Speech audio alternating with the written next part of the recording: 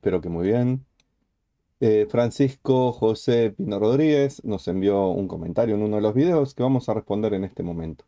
Dice, gracias More, me surge una duda y seguramente por ignorancia mía. ¿Cómo no ágida? ¿Cuál de las corrientes judías debería servirme de punto de referencia? Por ejemplo, ¿está mal seguir por internet los oficios de Shabbat de una sinagoga reformista? Paréntesis, no por imitación de los judíos, sino por enriquecimiento personal, para conocer las costumbres, etcétera. Cierra paréntesis. Muy bien, pregunta muy interesante. Y es, ¿cómo no ágida? ¿Debería tener alguna corriente judía que le sirva de referencia? La respuesta es no. Los no ágidas son el 99,8% de la población mundial. Dios dio las leyes para las naciones, las 7 leyes para las naciones, desde el comienzo de la humanidad. No es una religión que se inventó por hombres, no fue un invento de filósofos, no surgió de un político que decidió tener leyes, no fueron un grupo de sacerdotes que obligaron a la gente por la espada, por la Inquisición o por lo que sea a creer. Fue las leyes básicas que Dios dio a la humanidad desde su mismo comienzo, cuando fue el reinicio de la humanidad con Noé, las volvió a repetir, cuando le entregó los 613 mandamientos en la Torá al pueblo judío, se lo repitió a Moshe para que dijera, mirad, recordad que estos son los mandamientos que ustedes hasta ahora cumplían como noágidas y que tienen que guardar para que el día de que los noágidas los olviden, ustedes se lo hagan recordar, parte del trabajo del pueblo judío. Pero eso no significa que una persona no ágida deba tener un punto de referencia en alguna corriente judía, mucho menos en una corriente judía.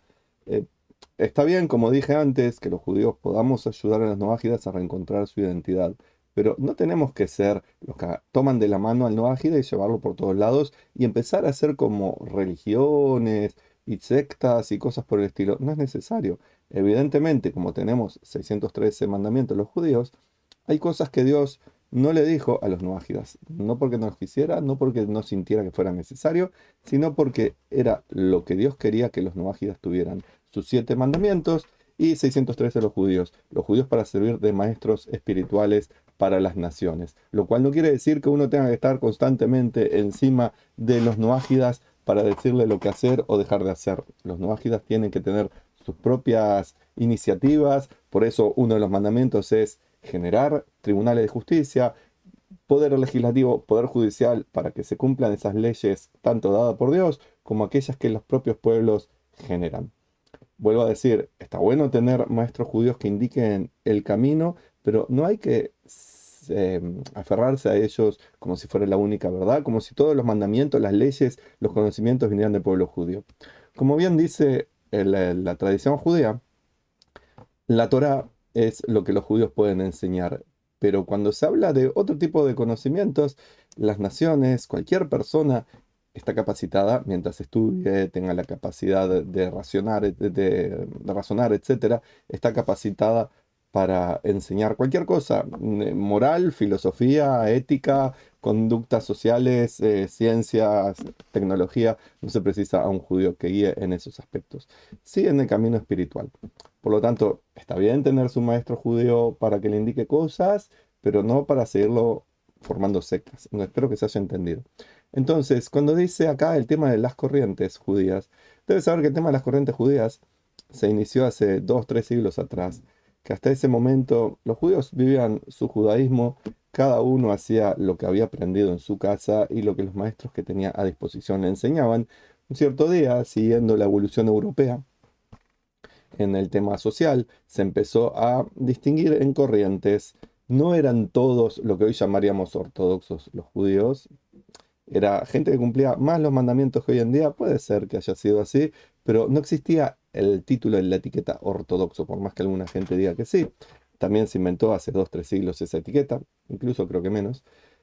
Las etiquetas, las corrientes, empezaron a servir para diferenciarse en los modos de comprender, de analizar, de vivir el judaísmo.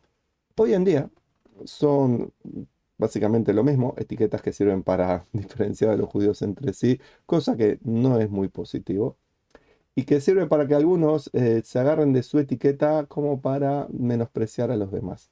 Por eso mismo, yo le diría que no se meta en temas usted de etiquetas de corrientes. Lo que quiera hacer, como le dije antes, si quiere agarrar un maestro para seguirlo, que no le llene la cabeza con sectarismos, que no le hable de hasidismo, que no le hable de que usted tiene que disfrazarse de lo que aparenta ser un judío, que no le hable de cosas que son judías para que usted las haga, porque no tiene la obligación ni la necesidad de hacerlas. Em, Encuéntrese un maestro o un grupo de gente que lo pueda guiar y donde usted se sienta más referenciado. Va a ver que habitualmente puede haber confrontaciones entre estas corrientes y que algunos menosprecian a los otros. Después, acerca del reconocimiento, por ejemplo, de conversiones, es más bien un tema político. Es un tema de presiones sociales, de influencias políticas. Por lo tanto, le vuelvo a decir, donde usted se sienta más a gusto para vivir su noajismo, mejor. Y que no lo lleven a vivir ni religiones, ni sectarismos, ni hacer cosas judías que son propias de los judíos y que no corresponden a los noajidos. Como por ejemplo el Shabbat. Como por ejemplo rezar al estilo judío, como por ejemplo hacer cosas rituales que son propias y exclusivas de los judíos, que no tienen ninguna necesidad ni deben ser compartidas por los gentiles. Por lo cual está muy bien no querer imitar a los judíos, está muy bien enriquecerse personalmente, estoy leyendo lo que puso.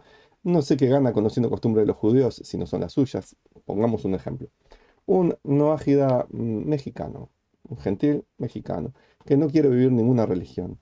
¿Qué gana aprendiendo costumbres de judíos que viven de acuerdo a rituales, tradiciones de la Europa del siglo XVII? ¿Gana algo con eso? Realmente que no. Y digo porque específicamente del siglo XVII, por ejemplo, pensando en el hasidismo o algunas costumbres cabalistas, no gana nada conociendo esas costumbres más que información, cultura, pero no debería referenciarse al respecto de ello, no debería disfrazarse de lo que la gente piensa que es un judío, debería vivir su nujajismo libre y feliz, conocer las costumbres de su país, las tradiciones de su país, de su cultura, de su sociedad, integrarse a la sociedad, hacer que la gente deje de lado las idolatrías, supersticiones y todo tipo de cosas convenientes, y vivir feliz y en paz construyendo Shalom. Así que lo que mejor le haga a su alma es lo que debería usted seguir, siempre y cuando no lo lleve por caminos erróneos. Creo que he respondido a este interesante comentario. Escucho sus comentarios al respecto, opiniones, siempre que sean fundamentadas y desde el verdadero respeto. De mi parte, shalom y bendiciones, pronta paz para Israel y justicia severa para los terroristas y todos aquellos que los defienden.